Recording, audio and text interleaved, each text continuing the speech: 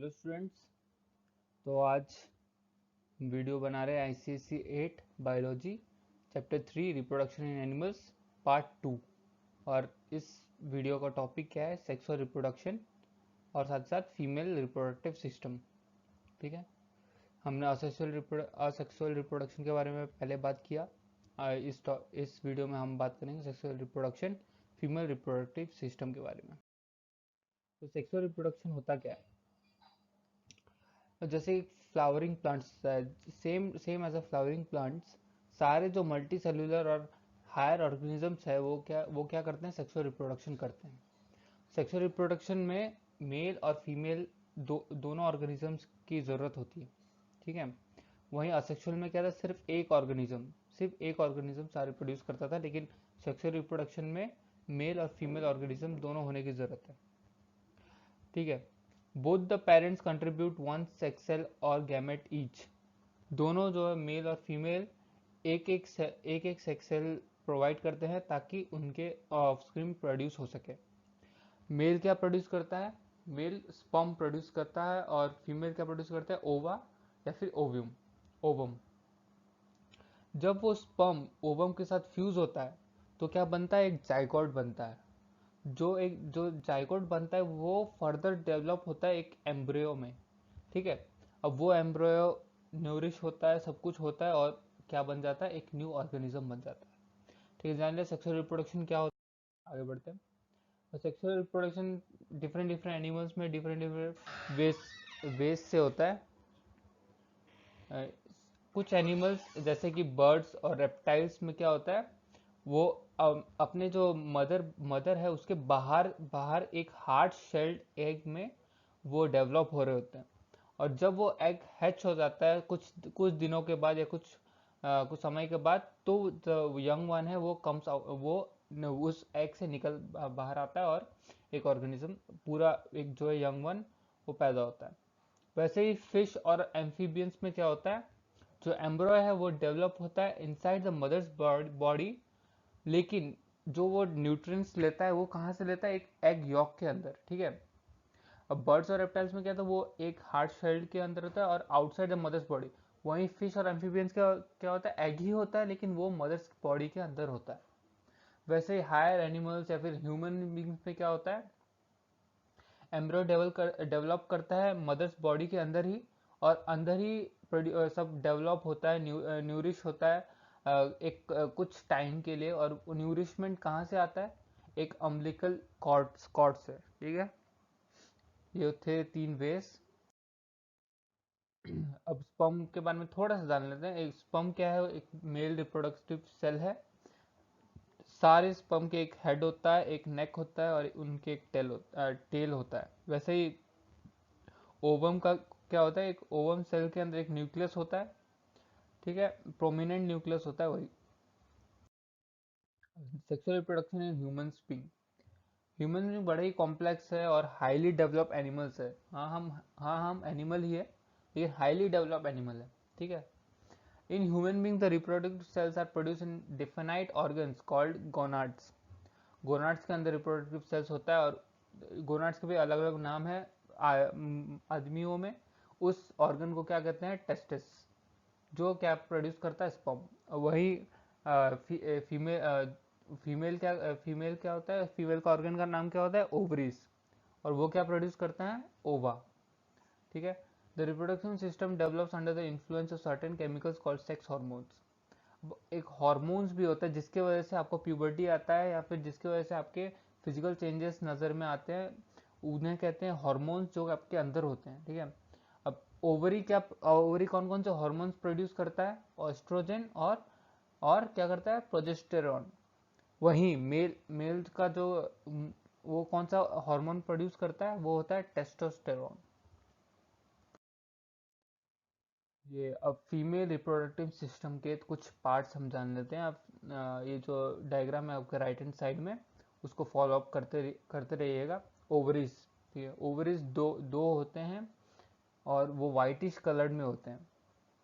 ठीक है, और सारे ओवरीज के अंदर क्या होता है? एक ग्रुप ऑफ सेल्स होता है और उस ग्रुप ऑफ सेल्स को क्या कहते हैं हम? फॉलिकल्स। ठीक है, और एक मैच्योर ओवम होता है, ठीक है, और वो डेवलप करता है हर 4 हफ्ते के बाद, ठीक है।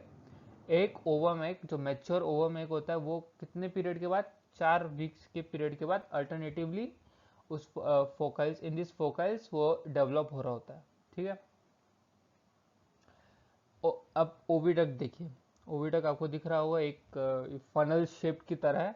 वो क्या करता है, एक चैनल की तरह काम करता है। वो जो एग है, जो मैच्योर एग है, उसको कहाँ पहुँचाता है, उसको पहुँचाता है आपके यूटेरस में, ठीक है। It it passes the egg into the uterus. Uterus क्या है, अब यूटेरस एक बड़ा ही थिक, मतलब मोटा, एक वॉल वॉल टाइप का होता है, मस्कुलर, पियर शेप्ड मस्कुलर, ठीक है। एक हॉलो ऑर्गन, मतलब खाली सा ऑर्गन होता है, ठीक है, which which in which the embryo develops into a body. जो एम्ब्रॉय है वो बेबी का शेप लेता है, किसके अंदर, वो यूटेरस के अंदर, ठीक है। It lies in the lower abdomen behind and above the urinary bladder. The uterus narrows down into a small opening called cervix. ये आप ओपनिंग देख रहे होंगे, उसे कहते हैं सर्विक्स। अब वेजाइना क्या होता है, वेजाइना एक बड़ा वाइट मस्कुलर ट्यूब होता है, विच वो वेजाइना आपका एक रास्ते ही काम करता है, किसका, जहाँ से स्पर्म रिसीव होता है। It also serves as a birth canal through which the mature baby is delivered. वो एज अ काम भी करता है आपको, बेबी को आपके मदर्स के यूटेरस से बाहर निकालने में। अब इन ऑर्गन्स का थोड़ा फंक्शन हम जान लेते हैं।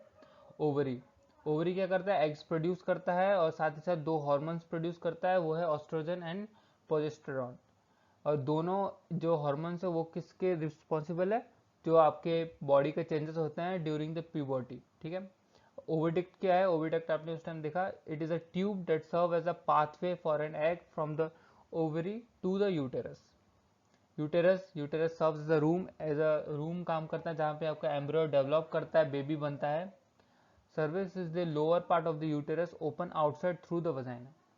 वजाइना, और वजाइना का आपने जाना, एक चैनल है जहाँ आप स्पर्म वो रिसीव करता है, और एक और है जहाँ से वो एक सर्व करता है as a birth canal through which the mature baby is delivered.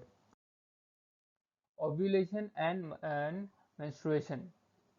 After attaining puberty, जब प्यूबर्टी अटेन हो जाता है फीमेल्स में, तो जो एक मैच्योर एग है वो रिलीज होता है हर 28 डेज के बाद, मतलब 4 हफ्तों के बाद।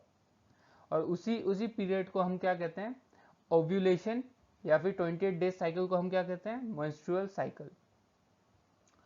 बिफोर, मतलब रिलीज, जब वो एग रिलीज होने से पहले क्या होता है, जो inner wall of the uterus get thick है, वो जो इनर वॉल है यूटेरस का वो मोटा हो जाता है, और वहाँ पे सप्लाई ऑफ ब्लड बढ़ जाता है। अब किस लिए बढ़ जाता है, to receive the fertilize egg. लेकिन वहीं अगर वो एग फर्टिलाइज नहीं हुआ है, तो वो क्या होता है, वो जो inner lining of the uterus क्या होता है, वो ब्रेक्स डाउन हो जाता है, जिसकी वजह से ब्लड बाहर आता है। और वो डिस्चार्ज कहाँ से होता है, वो वेजाइना से डिस्चार्ज होता है। ये इसी फ्लो ऑफ ब्लड को हम क्या कहते हैं, मेंस्ट्रुएशन। और ये कम से कम 3 से 5 दिन तक ये कंटिन्यू रहता है। अब थोड़ा सा फैक्ट जान लेते हैं। Puberty is the time, puberty ऐसा टाइम है जहाँ एक गर्ल रेडी हो जाती है मदर बनने के लिए, और वही बॉय रेडी हो जाता है एक फादर बनने के लिए। After attaining puberty, one egg is release every month by either of the two ovaries in females. दोनों ओवरीज में किसी किसी भी एक ओवरीज से हर हर हर महीने, मतलब 4 हफ्तों में एक एग रिलीज होता है, एक मैच्योर एग रिलीज होता है। Menstruation is a sign of pregnancy in female. When the egg gets fertilized, it gets implanted in the uterus and menstruation stopped. ठीक है, जब वो एग फर्टिलाइज हो जाता है वो मेंस्ट्रुएशन नहीं होता। मेंस्ट्रुएशन तभी होता है जब वो एग फर्टिलाइज ना हुआ हो, और वहाँ पे यूटेरस जब थिक होता है और ब्लड वहाँ पे ज़्यादा आने लगता है, जिसके अगर वो एग फर्टिलाइज नहीं हुआ है, तभी वो यूटेरस के जो जो भी ब्लड है वो बाहर आता है, ठीक है। और in females the menstruation start at the age of puberty between 12 to 13 years. किसी में पहले भी हो सकता है, किसी का बाद में भी हो सकता है, वो आपके बॉडी और आपके मतलब जो भी न्यूरिशमेंट हुआ है उसके ऊपर डिपेंड करता है। एक पॉइंट के बाद एग जो है वो रिलीज होना बंद हो जाता है, ठीक है। उस स्टेज को हम क्या कहते हैं, उस स्टेज को हम कहते हैं मेनोपोज। इस मेनोपॉज के बाद आपका जो एग है वो रिलीज होना बंद हो जाता है।